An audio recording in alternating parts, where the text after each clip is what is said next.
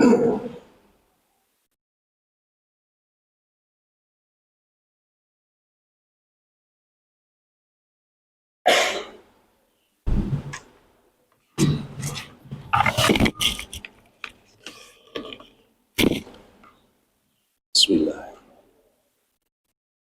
Assalamualaikum warahmatullahi wabarakatuh. Ila hadrati Syekh Abdullah Mubarak bin Muhammad radhiyallahu anhu. Al-Fatihah.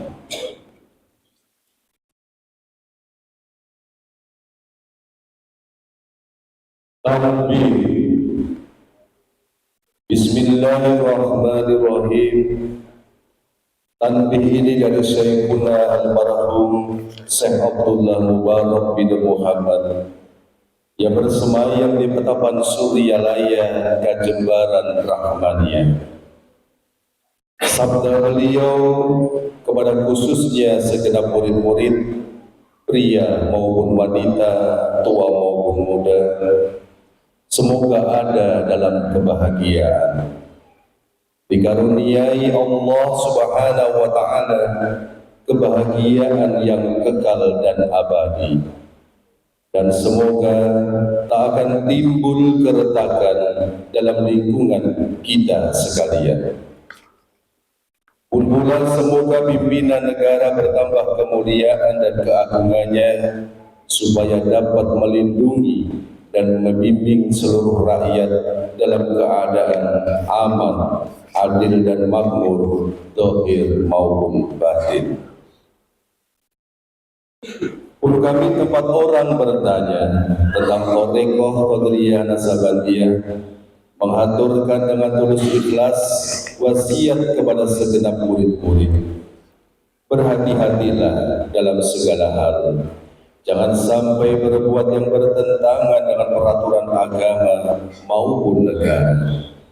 Taatilah kedua-duanya tadi sepantasnya. Demikianlah sikap manusia yang tetap dalam keimanan.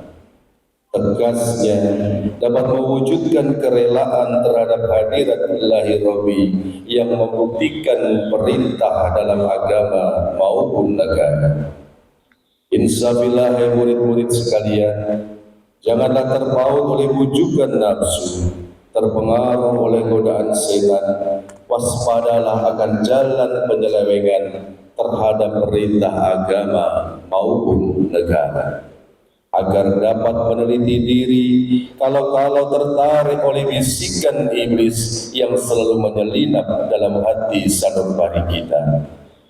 Lebih baik buktikan kebajikan yang timbul dari kesucian.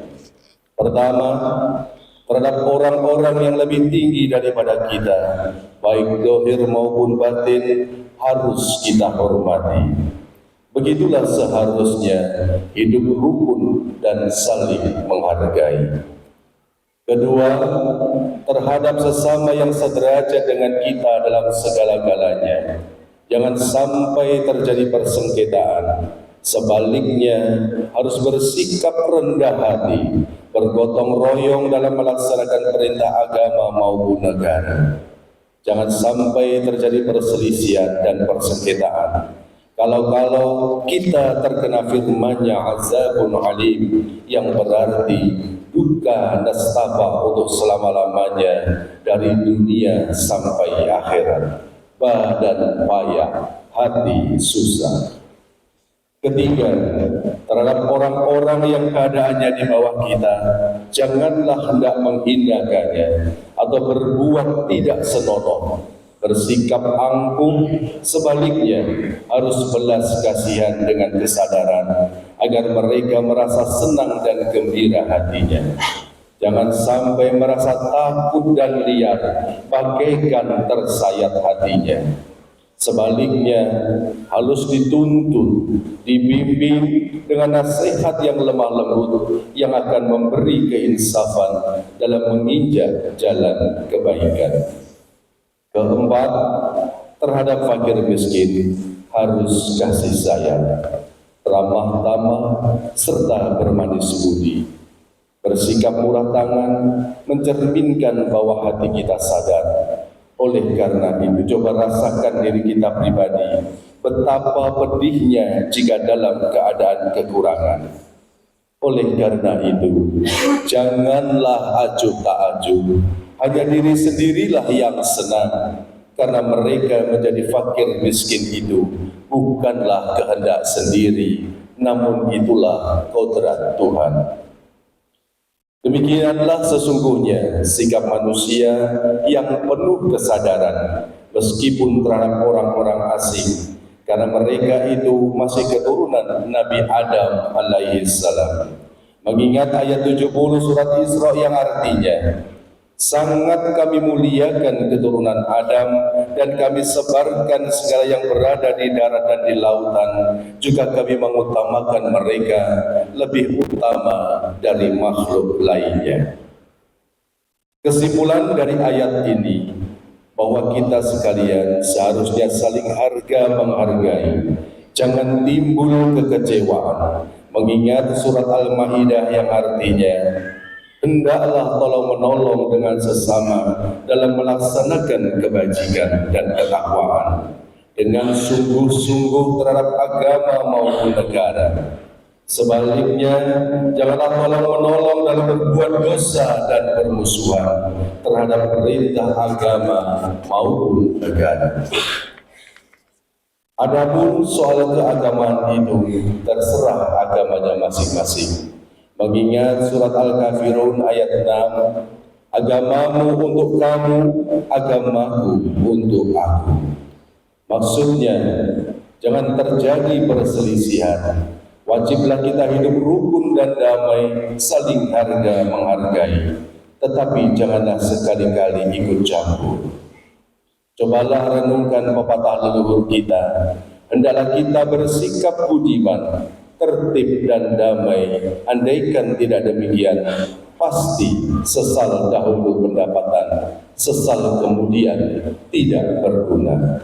Karena yang menyebabkan penderitaan diri pribadi itu adalah akibat dari amal perbuatan diri sendiri.